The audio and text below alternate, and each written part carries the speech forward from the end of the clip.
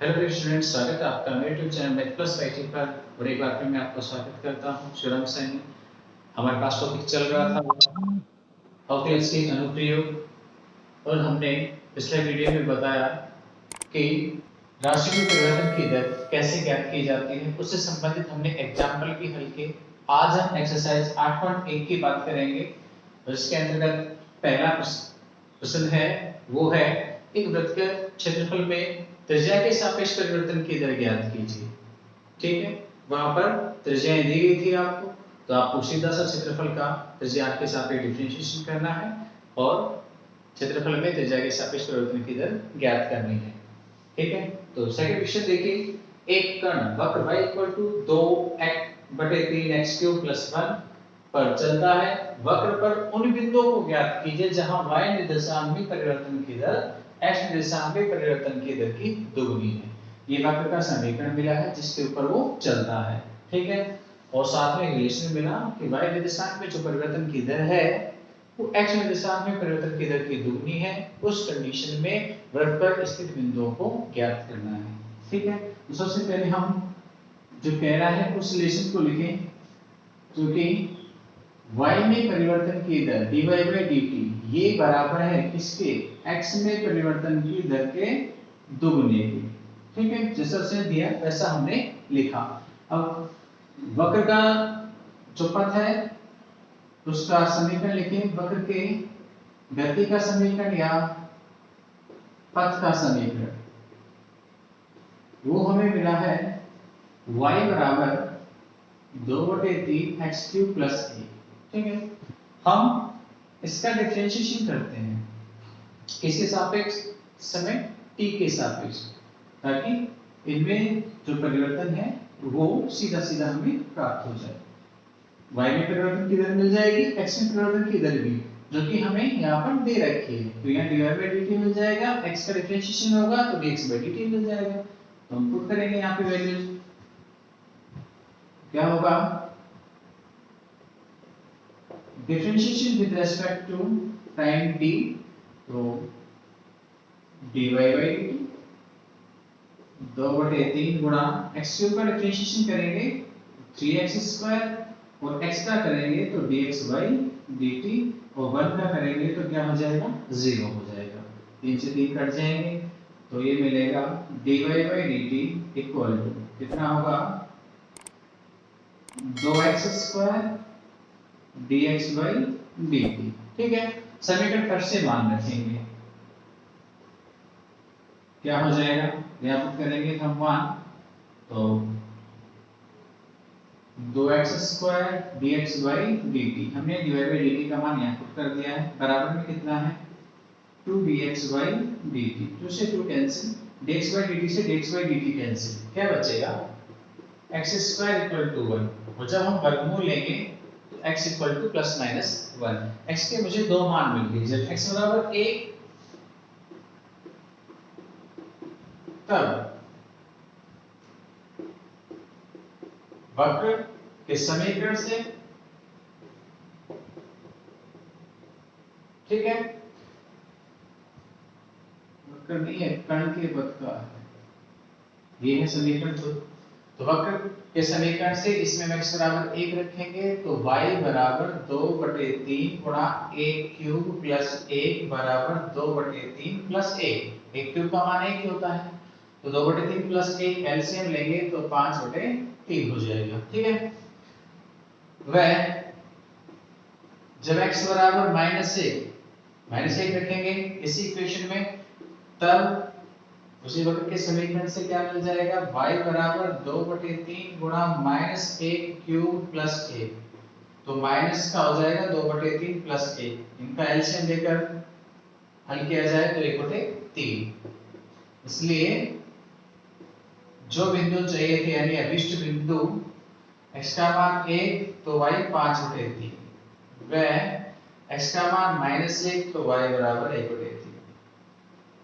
ये बिंदु होंगे जहां पर x को y के निर्देशांक में परिवर्तन की दर x निर्देशांक में परिवर्तन की दर के दोगुने के बराबर है। ठीक है, तो ले लीजिए स्क्रीनशॉट।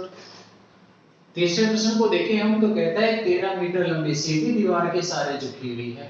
सीढ़ी के पाद को 1.5 मीटर प्रति सेकंड की दर से जमीन के सहारे दीवार से दूर खींचा जाता है।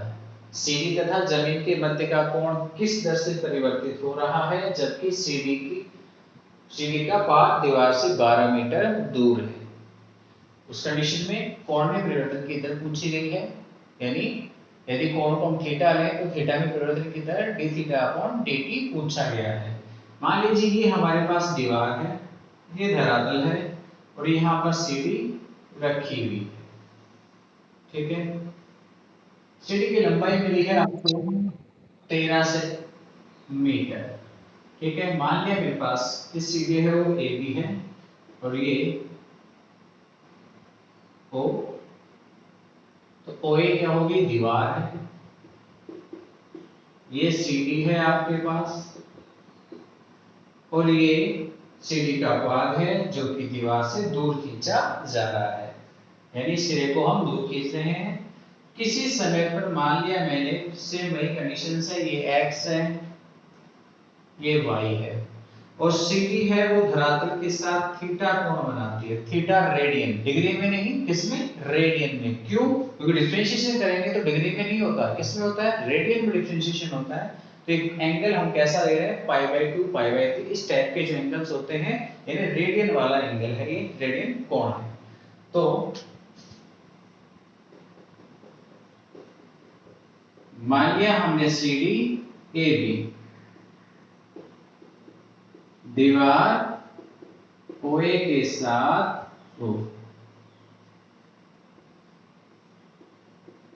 झुकी हुई है,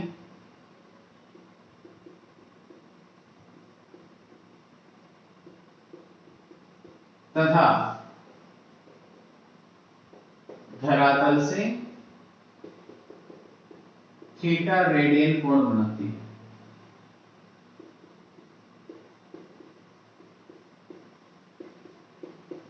किसी समय t पर ये कंडीशन हमने लिखी, तब OB बराबर x व OA इक्वल टू y हो तो त्रिभुज AOB में पाइथागोरस प्रमेय से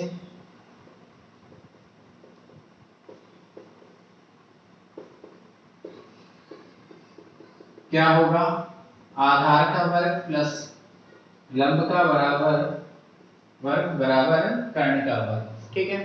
अब इसके अतिरिक्त क्या कहा गया, जैसा ये प्रश्न कह रहा है किस कोण में परिवर्तन की दर बताइए। आपको साथ में क्या और दिया गया है, सीढ़ी के पाद को 1.5 मीटर प्रति सेकंड की दर से जमीन के सहारे दीवार से दूर खींचा जा रहा है। इस पाद को हम खींच रहे हैं इधर, और किस दर से खींच रहे हैं, 1.5 मीटर प्रति सेकंड। किसमें परिवर्तन हुआ, x में, ठीक है। तो आपको ये और दे रखा है कि dx/dt ये कितना है, 1.5 मीटर प्रति सेकंड है। ये वैल्यूज आपको मिली है, हमें चाहिए d थीटा अपॉन dt। ये वैल्यूज कितनी होगी, यानी कोण में परिवर्तन की दर क्या है। देखिए इस कोण के लिए मुझे x में परिवर्तन पता है, यदि x और कर्ण मुझको ज्ञात है, तो आधार और कर्ण, ये आधार है, कोण के साथ बना हुआ है, तो आधार और कर्ण में संबंध क्या होता है, त्रिभुज AOB में आधार और कर्ण में संबंध को हम कहते हैं cos थीटा, आधार x बटे कर्ण 13, ठीक है। तो यहाँ पर हम इसमें डिफरेंशिएशन करेंगे किसके सापेक्ष, t के सापेक्ष, differentiation with respect to t, x का हो जाएगा dx/dt, 13 को उधर गुणा कर लेंगे तो 13 cos का डिफरेंशिएशन होगा माइनस में sin थीटा और थीटा का हो जाएगा d थीटा अपॉन dt, और हमें क्या चाहिए, d थीटा अपॉन dt चाहिए। तो माइनस के 13 sin थीटा का हम उधर भाग दे देंगे, तो d theta upon dt equal to minus में 1/13 sin थीटा और dx अपॉन dt। अब वैल्यूज हम यहाँ पे पुट कर देंगे जो जो हमारे पास है। तो फिलहाल हमारे पास साइन दे रखा है, हमें चाहिए कोस। तो कोस की वैल्यूज कैसे मिल सकती है? देखो यहाँ पे उसने कहा है कि बार दीवार से 12 मीटर दूर है, तो कोस यहाँ मिल जाएगा 12/13। तो मैं इसे चेंज कर लूंगा, तो x = 12 मीटर पर d theta upon dt = minus में 1/13। साइन को कह सकता हूं 1 माइनस में cos स्क्वायर थीटा, और dx/dt का मान है 1.5। d थीटा अपॉन dt बराबर -1/13 और √1 माइनस cos स्क्वायर यानी cos की वैल्यूज है x/13, x का मान है 12, तो 12/13 का स्क्वायर और गुणा में 1.5। या फिर आप साइन निकाल सकते हो उसी प्रकार से जैसे cos निकाला गया है। मैंने उसे निकालने की बजाय यही परिवर्तन कर दिया, एक ही बात है। तो माइनस में 1.5 और बटे में 13, और ये जो रूट की वैल्यूज है इसमें हम एलसीएम लेंगे तो 13 का स्क्वायर आएगा, उससे बाहर 13 आ जाएंगे, तो 169 माइनस का 144 ये कट जाएंगे। माइनस में 1.5 और बटे में √25, √25 का मान 5 होता है, तो d theta upon dt = -1.5 upon 5, तो माइनस में कितना आ गया, 5 का भाग देंगे तो 0.5 रेडियन प्रति सेकंड। ये हमारे पास कोण में परिवर्तन की दर आ गई, ठीक है। माइनस में इसका मतलब ये कोण लगातार छोटा होता जाएगा, घटता जाएगा, ठीक है। चलिए इसके सूत्र ले लें। देखिए चौथा जो क्वेश्चन है उसमें कहता है एक परिवर्तन से घन का किनारा 3 सेंटीमीटर प्रति सेकंड की दर से बढ़ रहा है, यानी उसकी भुजा है उसमें परिवर्तन की दर मिली है, भुजा को x माने तो dx/dt मिली है 3 सेंटीमीटर प्रति सेकंड। घन का आयतन किस दर से बढ़ रहा है? घन के आयतन का आप डिफरेंशिएशन कर दीजिए समय t के सापेक्ष, तो आपके पास dv/dt आ जाएगा। पांचवा है जो एक गुब्बारे को सदैव गोलाकार रहता है, एक पंप द्वारा 900 सेंटीमीटर गैस प्रति सेकंड भरकर फुलाया जाता है, यानी आयतन में परिवर्तन की दर मिली है 900 सेंटीमीटर क्यूब प्रति सेकंड। सेंटीमीटर क्यूब प्रति सेकंड बता रहा है कि उसके आयतन में वृद्धि हो रही है, तो आयतन में परिवर्तन की दर मिली है। क्या पूछ रहा है? गुब्बारे की त्रिज्या के परिवर्तन की दर ज्ञात कीजिए, जबकि त्रिज्या 15 सेंटीमीटर है। तो यहाँ भी हम क्या करेंगे, आयतन v का समय t के सापेक्ष डिफरेंशिएशन कर देंगे, जिससे कि dr/dt आपके पास सीधे आ जाएगा। तो छठे को देखें, तो छठे में कहता है कि एक गुब्बारा जो सदैव गोलाकार रहता है का व्यास 3/2 2x+1 का होल क्यूब है, इसके आयतन की परिवर्तन की दर x के सापेक्ष ज्ञात कीजिए। तो यहाँ व्यास मिला है आपको गुब्बारे का, तो गुब्बारे का व्यास क्या होता है, त्रिज्या का दोगुना होता है, वो है 3/2 2x+1 क्यूब। बुक में थोड़ा सा करेक्शन है, यहाँ क्यूब नहीं लगा हुआ है, आप क्यूब लगा लें। तो r बराबर हो जाएगा 3/4 2x+1 क्यूब। ये त्रिज्या आ गई गुब्बारे की। गुब्बारा कैसा है, गोलाकार है। इसके आयतन में परिवर्तन की दर पूछिए तो हम लिख सकते हैं गुब्बारे का आयतन, गुब्बारे का आयतन बराबर गोले का आयतन।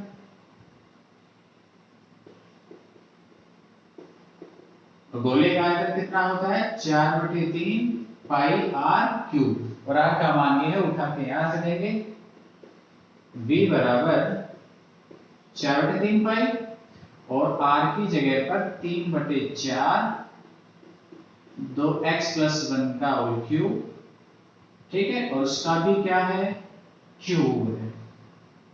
सॉरी ये ऐसे ही है तो पावर ज्यादा हो जाएंगी, ये इतना क्यूब करेंगे हम इसका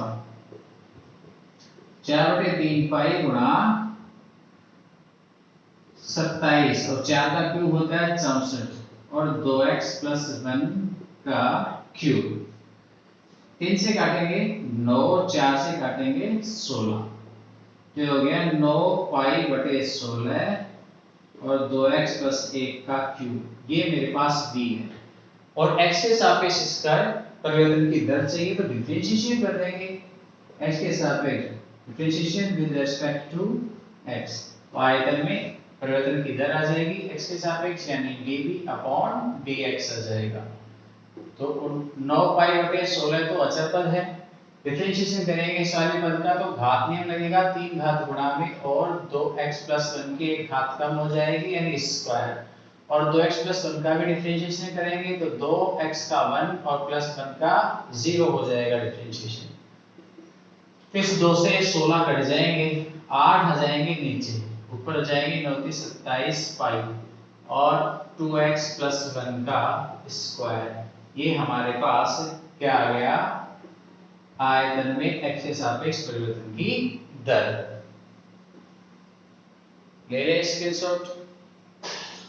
आगे बढ़े हम, उससे पहले आपसे रिक्वेस्ट है, यदि आपने वैसे अभी तक सब्सक्राइब नहीं किया है तो प्लीज सब्सक्राइब कर लें ताकि आगे आने वाले वीडियोस के नोटिफिकेशन आपको मिलते रहे। वीडियो यदि आपको अच्छा लगता है तो आप उसे लाइक करें, कमेंट बॉक्स में लिख के बताएं कैसा लगा। और चलिए आगे प्रश्न नंबर 7 को देखें हम।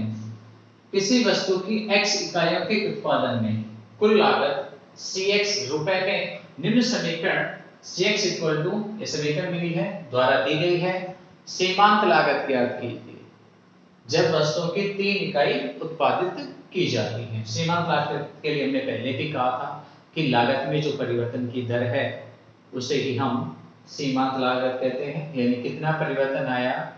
कभी कभी ऐसा होता है कि हमारे पास लागत थोड़ी बदल जाती है, सामान्य लागत जो आ रही होती है हमेशा किसी कच्चे माल में वृद्धि या कमी होने पर मूल्य में हमारे पास सीमांत लागत निकल के आती है, यानी उसकी लागत मूल्य में परिवर्तन हो जाता है। तो कितना अतिरिक्त लागत आई, कम हुई या ज्यादा, वो ही सीमांत लागत है। तो फिलहाल CS आपको मिला है, तो हम CS का सीमांत लागत के लिए, ये तो है लागत के लिए फलन 0.005 x cube minus 0.02 x square plus 30x plus में 5000, ठीक है, ये तो लागत का फलन है। यदि हम इसका डिफरेंशिएशन कर दें विद रेस्पेक्ट टू x, इकाइयों की संख्या से डिफरेंशिएशन कर दें तो c डैश x ये कहलाती है सीमांत लागत। ये सीमांत लागत है वो x पर डिपेंड करती है, यानी उत्पादित की गई राशियों की वस्तुओं की संख्या पर।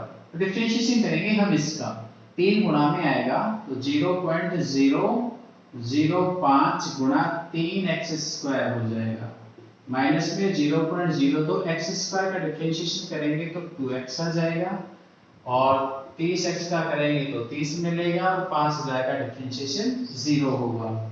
या कह सकता हूँ c dash x equal to 0.015 गुणा किया मैंने 3 से 5 को तो 0.015 x स्क्वायर, 0.02 से गुणा करेंगे 2 को 2 से तो ये हो जाएंगे 4 गुणा में x और प्लस में 30। अब उसने कहा है कितनी वस्तु उत्पादित की जाती है, 3 इकाई, तो x का मान दिया है, जब x बराबर 3 तो सीमांत लागत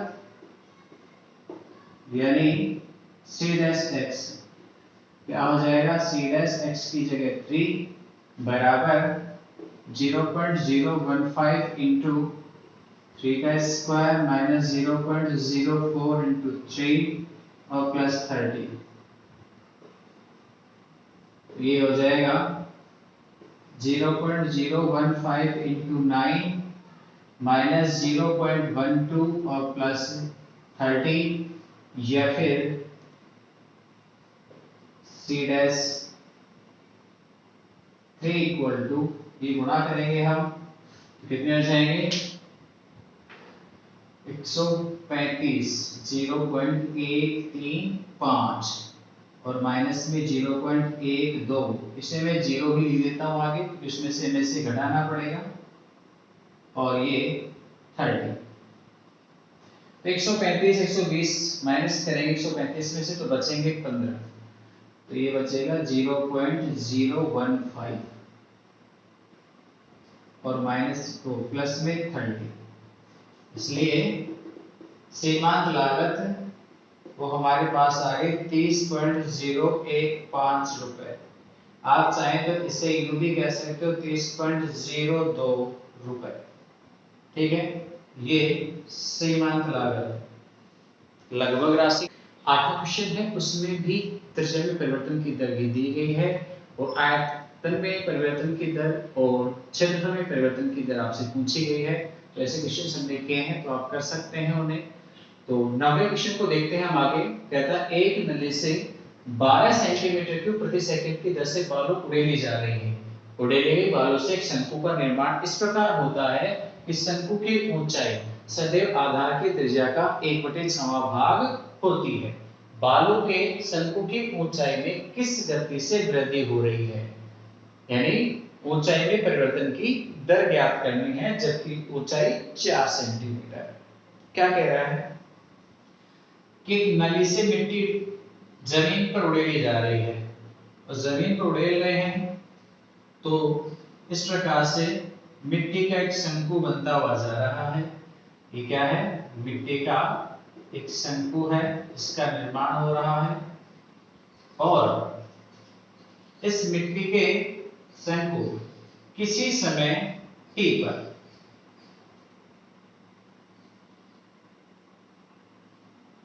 त्रिज्या r व ऊंचाई h हो तब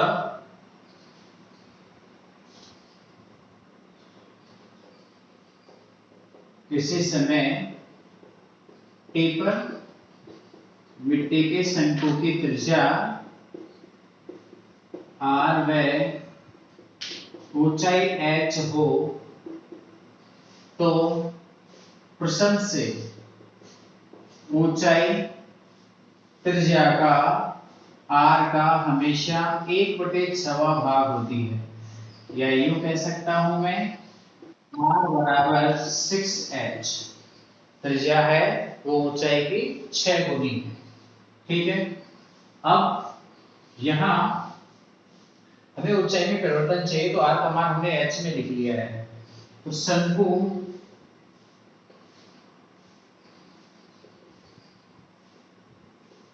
के आयतन में परिवर्तन की दर वो आपको मिली है। आयतन लगातार बढ़ रहा है और वो दर मिली है किस दर से, dV/dt आपको मिला है 12 सेंटीमीटर क्यूब। ध्यान से देखिए, सेंटीमीटर क्यूब, इसका मतलब आयतन है प्रति सेकंड, यानी समय 1 सेकंड में 12 सेंटीमीटर क्यूब इस आयतन में वृद्धि हो रही है। इतनी मिट्टी यहाँ पे गिर रही है, तो आयतन में परिवर्तन की दर है ये। क्योंकि शंकु का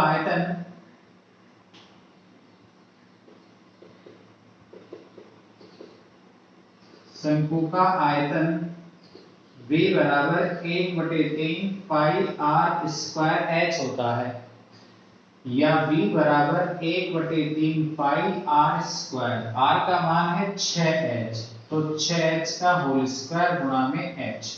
ठीक है, समीकरण 1 से हमने यहाँ पे मान रखा, या V बराबर पाई/3 गुणा 36h क्यूब, h स्क्वायर गुणा h क्यूब। 3 से काट देंगे 36 को तो 12 पाई h क्यूब।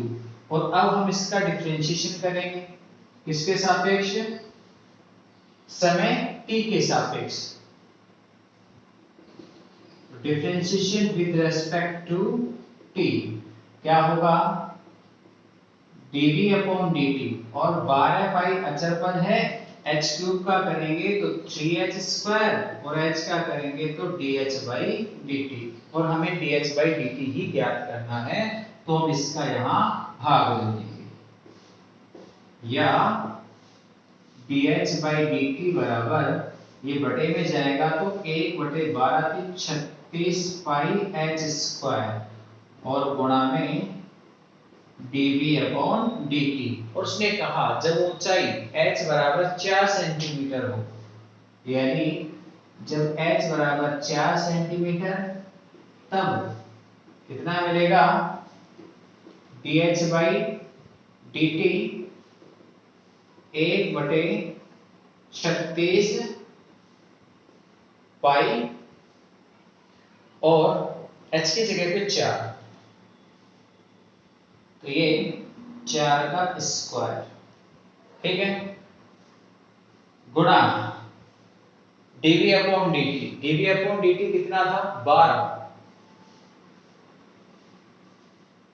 काटेंगे 12 से, 12 एकम 12, 36, dh अपॉन dt बराबर 1/4 चौक 16, 16 थी 48, तो 48 पाई, 1/48 पाई सेंटीमीटर प्रति सेकंड। इस दर से शंकु की ऊंचाई में वृद्धि हो रही है, या ये परिवर्तन की दर है। तो स्क्रीनशॉट ले लें। और एक्सरसाइज का अंतिम क्वेश्चन 10वां कहता है किसी उत्पाद की x इकाई पे विक्रय से प्राप्त कुल आय Rx रुपए में निम्न समीकरण द्वारा दी गई है। Rx बराबर 13x² + 26x + 15। कह रहा है सीमांत आय ज्ञात कीजिए जब x बराबर 15 है। आपको आय में एक फलन मिला है Rx, कितना है 13x² + 26x अब प्लस में 15। हम यहाँ पे x बराबर 15 दिया है, तो हम x के सापेक्ष डिफरेंशिएशन करेंगे इसका, यानी सीमांत आय निकलेगी तो किस पे, इकाइयों पर ही डिपेंड करेगी। तो हम x के सापेक्ष डिफरेंशिएशन कर देंगे इसका, differentiation with respect to x, r dash x हो जाएगा, और यहाँ 13 गुणा 2x 26 और 15 का 0, या r डैश x बराबर 26x और प्लस में 26 जब x बराबर 15 है, तब सीमांत आय कितनी मिलेगी, r डैश 50 कितनी हो जाएगी 26 गुणा 15 प्लस 26, 15 से 26 को हम मल्टीप्लाई कर लेंगे, तो 15 से 90 0, 9 15 में 30, 30 और 9 39, 390 प्लस में 26, दोनों को ऐड करेंगे कितने आ जाएंगे 416। ये हमारे पास आंसर होंगे, ठीक है। थोड़ा शायद बुक में मिस्टेक है, आप ठीक कर लेना इस आंसर को। तो इसी के साथ हमारे पास एक्सरसाइज पूरी होती है। नेक्स्ट वीडियो आए, तब तक के लिए इजाजत दीजिए, धन्यवाद।